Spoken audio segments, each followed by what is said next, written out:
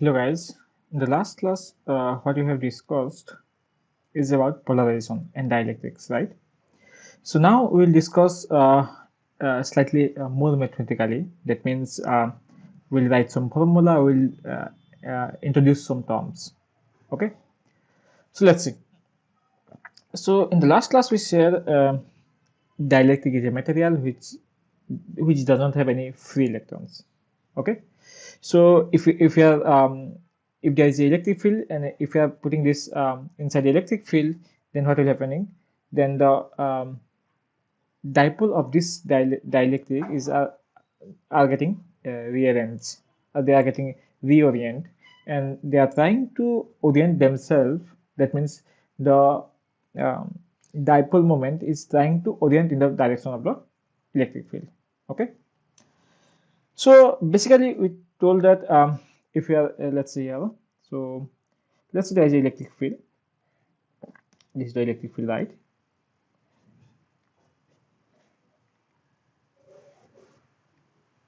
Now I am inserting a dielectric here.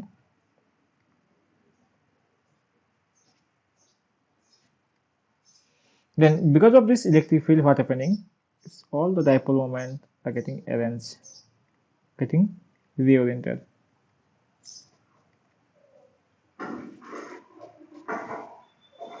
So that means if we'll try to observe, if we'll try to observe some dipole moment in any of the region, any of this region, let's say like this,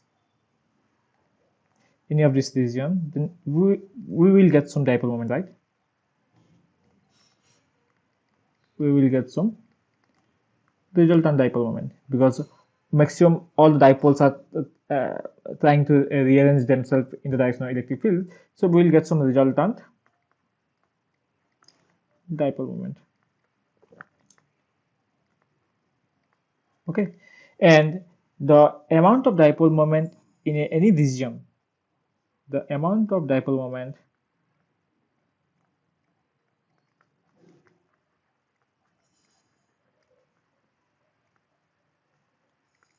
in any region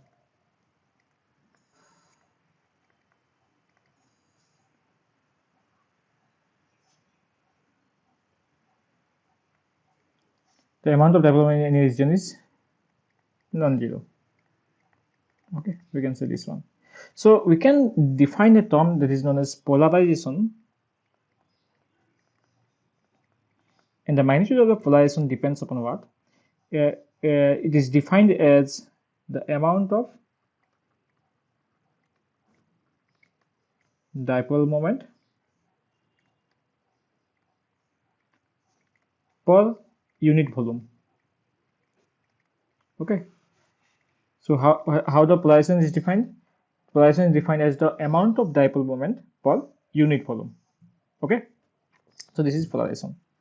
Now let's take a small example, and let's take a small cube or any parallelepiped type dielectric. Let me draw the diagram first.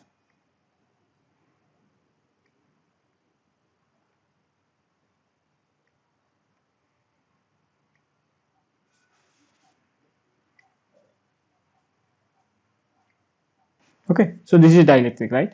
Now what I am doing, I'm taking this dielectric and putting this inside a magnetic field, inside the electric field, and let's see what's happening to this electric field, to this dielectric. Okay, let me draw another diagram.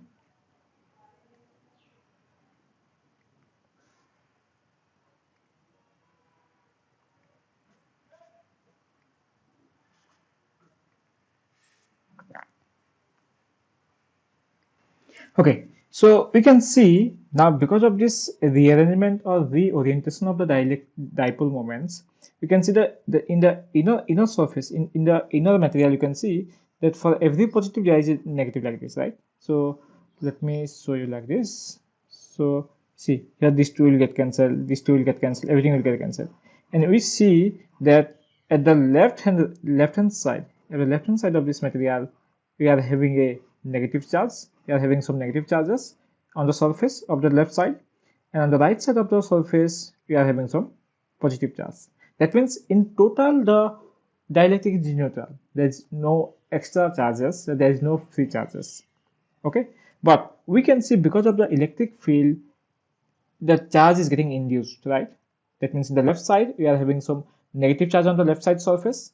That means this surface, this is the left side surface, right? And on the right side we are having some positive charges.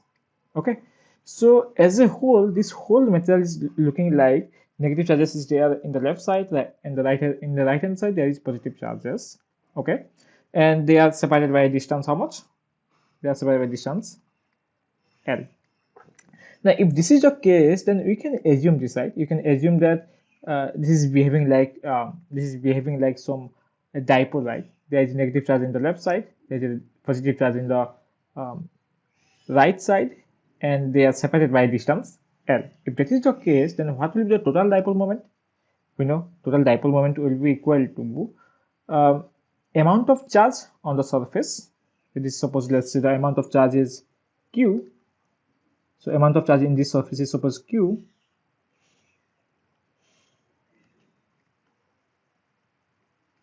Is suppose Q, and separation between them is L. Then the dipole moment will be how much? Let me write dipole moment as let me write dipole moment Q into L, right? Q into L, you can write Q into L. This is the total dipole moment, right? Also, if we'll define the surface charge density, when what is surface charge density? Sigma, and sigma is equal to how much? Total charge per area. This area is how much?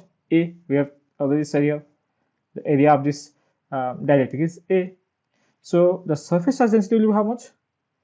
Q by A. So in the left side, you can say this is sigma negative, this is sigma positive. That means in the left side we have negative charges, and then in the right side we have positive charges.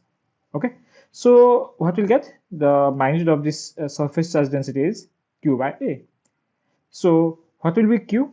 From this you can write Q is equal to sigma into A, right? Q into sigma into A. So how much will be the dipole moment? The dipole moment will be equal to sigma A into L, right? And this charge, this surface charge is known as, it is also known as induced charge. Induced charge, okay, because it has been induced by the electric field. And also this charge is known as bound charge. Why this charge is known as bound charge? Because they are actually the separation happens because of the electric field, and they are actually bound to their nucleus, just they are separated by a very small distance. That's why this charge is also known as bound charge. Okay, so here we have defined the total dipole moment of this material is sigma into Al. Now if I want to define what will be the polarization of this material, what will be the polarization of this material? We know polarization is equal to dipole moment per unit volume, right?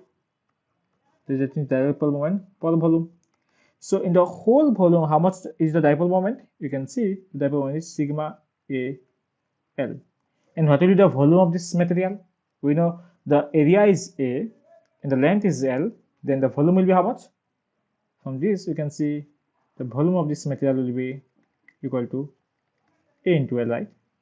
So what you can say here, so the polarization P equal to sigma AL by AL.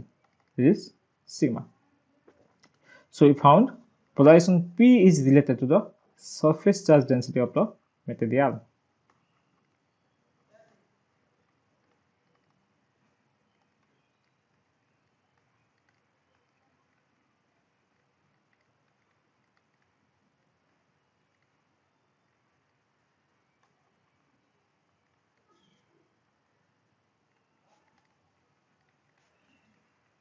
Dielectric, right? So this is enough for this video, and in the next video we'll see what is dielectric constant, and we'll define dielectric constant. Okay. See you in the next video. Thank you.